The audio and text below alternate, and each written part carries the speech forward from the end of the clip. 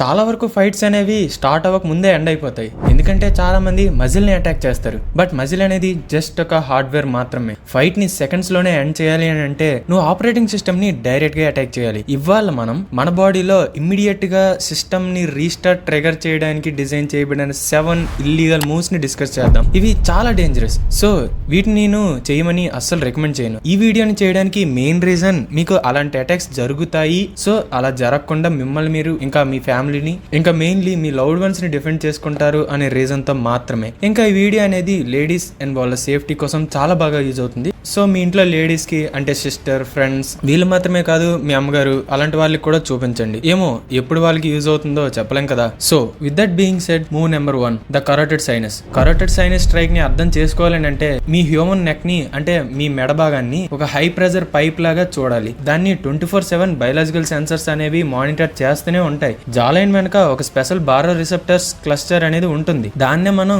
కరోటెడ్ sinus అని అంటాం. వాటి మెయిన్ జాబ్ ఏంటి అని అంటే బ్లడ్ ప్రెషర్ ఎక్కువ అవుతుందా లేదా అని చెప్పి బ్రెయిన్ కి సిగ్నల్స్ ని ఇవ్వడం. నువ్వు ఎగ్జాక్ట్ గా కనుక ఈ కోఆర్డినేట్ మీద ఒక స్పెషలైజ్డ్ వైబ్రేషన్ కంప్రెషన్ ని డెలివర్ చేయగలిగితే, అంటే ఒక స్ట్రైక్ ని ఇవ్వగలిగితే, నువ్వు పెయిన్ క్రియేట్ చేయడానికి అసలు ట్రై చేయకుండానే నువ్వు మెడుల్లా ఆబ్లంకేటాకి అంటే బ్రెయిన్ కి ఒక మ్యాసివ్ ఫేక్ సిగ్నల్ అనేది పంపిస్తున్నట్లు అవుతుంది. బ్రెయిన్ దాన్ని కోడ్ రెడ్ లాగా రిసీవ్ చేసుకుంటుంది, అంటే డేంజర్ అని అర్థం చేసుకుంటుంది. ఎలా అంటే హార్ట్ ఓవర్ ప్రెషర్ వల్ల బర్స్ట్ అయిపోతుందేమో అని చెప్పి అదొక ఫేక్ గా అర్థం చేసుకుంటుంది. అప్పుడు body immediate hardware response activate చేస్తుంది. దీన్నే మనం వాసోవాగల్ రిఫ్లెక్స్ అని అంటాము. అది ఇన్స్టెంట్ గా బ్లడ్ వెజల్స్ ని డైలేట్ చేసి హార్ట్ రేట్ ని ఆల్మోస్ట్ 0 దగ్గరికి డ్రాప్ చేస్తుంది. దీని వలన మీ అపోనెంట్ యొక్క బ్రెయిన్ కి ఆక్సిజనేటెడ్ బ్లడ్ అనేది సడన్ గా తగ్గిపోతుంది. దాని వలన లెగ్స్ అనేవి బక్లింగ్ అయిపోతాయి. బాడీ ఒక ఎమర్జెన్సీ షట్ డౌన్ ని ఇనిషియేట్ చేస్తుంది. దీని వలన అపోనెంట్ టెంపరీగా కొన్ని సెకండ్స్ పాటు పడిపోతాడు. ఎంత ట్రై చేసినా సరే లేవలేడు. అండ్ ఆ టైంలో మీరు ఈజీగా అక్కడ నుంచి ఎస్కేప్ అయిపోవచ్చు. Move number 2,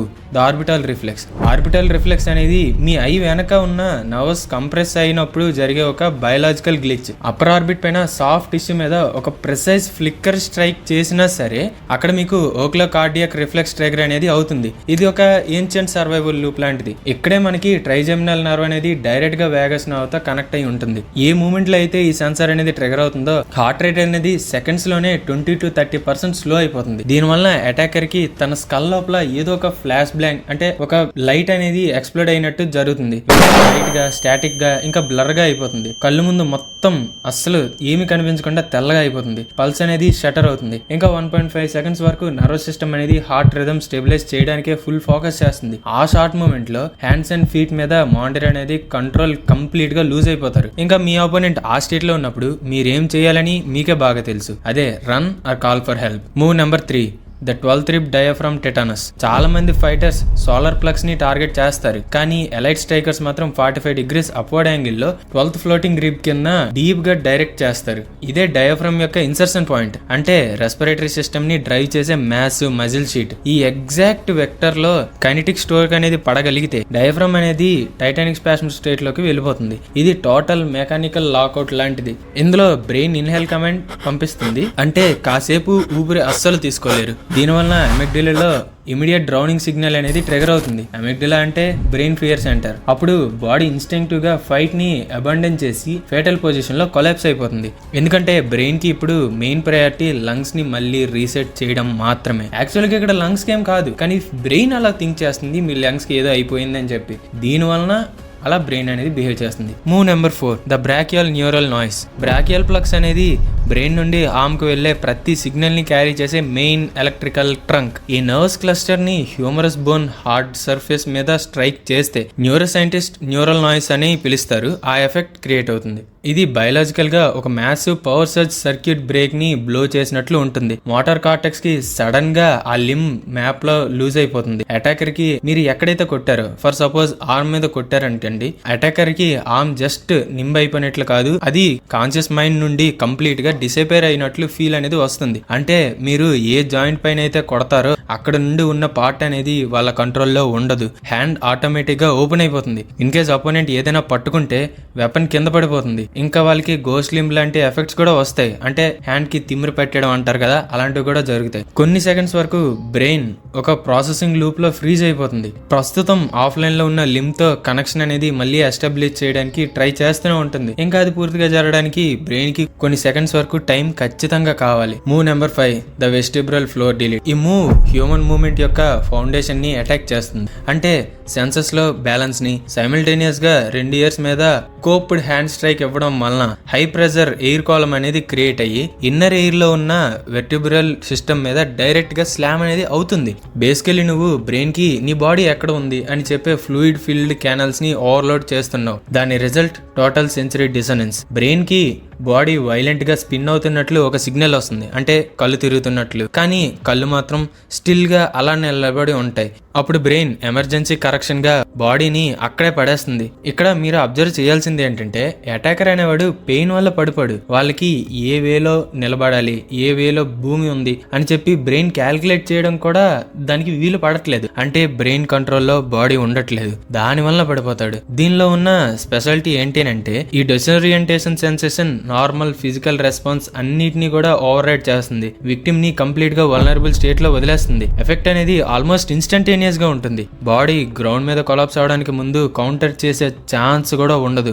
move number 6, the mentalist brain stem vibration. Mentalist reflex జాని ఒక మెకానికల్ లెవెల్ లాగా యూజ్ చేసి బ్రెయిన్ స్టెమ్ ని యాక్సెస్ చేస్తుంది. చిన్ టిప్ మీద అంటే బటన్ ఏరియా మీద ఒక ప్రెసెస్ ట్యాప్ ఇవ్వడం వలన కైనెటిక్ షాక్ వేవ్ అనేది మ్యాండిబుల్ గుండా ట్రావెల్ అయ్యి స్కల్ బేస్ వరకు రీచ్ అవుతుంది. ఈ వైబ్రేషన్ అనేది స్పెషల్ గా రెటికులర్ యాక్టివేటింగ్ సిస్టమ్ ని టార్గెట్ చేస్తుంది. షార్ట్ గా RES అంటారు కదా, అది. ఇది కాన్షియస్నెస్ ని మెయింటైన్ చేయడానికి రెస్పాన్సిబుల్ గా ఉన్న బ్రెయిన్ యొక్క పార్ట్ అన్నమాట.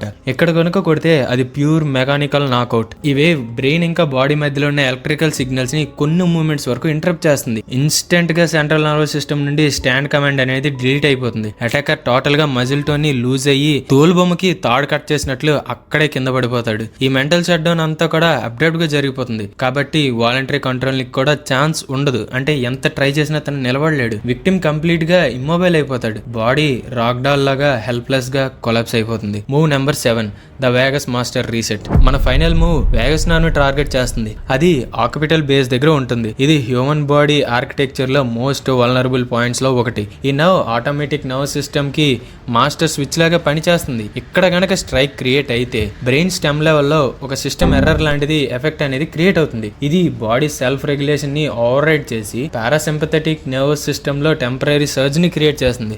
ఇది ఫోర్స్డ్ డీప్ రీసెట్ లాంటి ఇంపాక్ట్ ని క్రియేట్ చేస్తుంది. హార్ట్ బీట్, బ్రీతింగ్ ఇంకా పోస్చర్ మెయింటైన్ చేయడం అన్ని ఒక్కసారి డిస్టర్బ్ అయిపోతాయి. బాడీ జస్ట్ ఫైట్ ఆపడం కాదు, బ్రెయిన్ ని ఎంటైర్ సిస్టమ్ ని రీబూట్ చేయడానికి ట్రై చేస్తుంది. ఇలా చేయడం వలన కొన్నిసార్లు అది డీప్ షాక్ స్టేట్ లో కూడా కొన్ని సెకండ్స్ వరకు వెళ్ళిపోతుంది. రిజల్ట్ బాడీ నార్మల్ ఫంక్షన్ నుండి కంప్లీట్ గా డిస్కనెక్ట్ అయిపోతుంది. విక్టిమ్ ఫ్రాజైల్ గా అన్రెస్పాన్సివ్ స్టేట్ లో పడిపోతాడు. అందుకే ఈ మూమెంట్ ని ఇల్లీగల్ కేటగిరీలో పెట్టారు. ఇది హ్యూమన్ మెషిన్ యొక్క complete biological override. Body functioning యొక్క కోర్ ఎసెన్స్ ని డిస్టర్బ్ చేసే మూవ్ ఇది. నాలెడ్జ్ అనేది నా దృష్టిలో పర్మిట్ అవసరం లేని ఏకైక వెపన్. కానీ ఒకసారి నువ్వు షట్ డౌన్ బయాలజీని అర్థం చేసుకోగలిగితే దాన్ని మళ్ళీ ఇగ్నోర్ చేయడం నీ వల్ల కూడా కాదు. ఇది ప్రెజెంటేషన్ కోసం మాత్రమే యూజ్ చేయు, స్పోర్ట్స్ లాగా షో ఆఫ్ చేయడానికి కాదు. వీడియో అనేది లేడీస్ సేఫ్టీ కోసం మాత్రమే చేసా, అండ్ వాళ్ళని ప్రొటెక్ట్ చేయడానికి కూడా మీరు దాన్ని నేర్చుకోవచ్చు.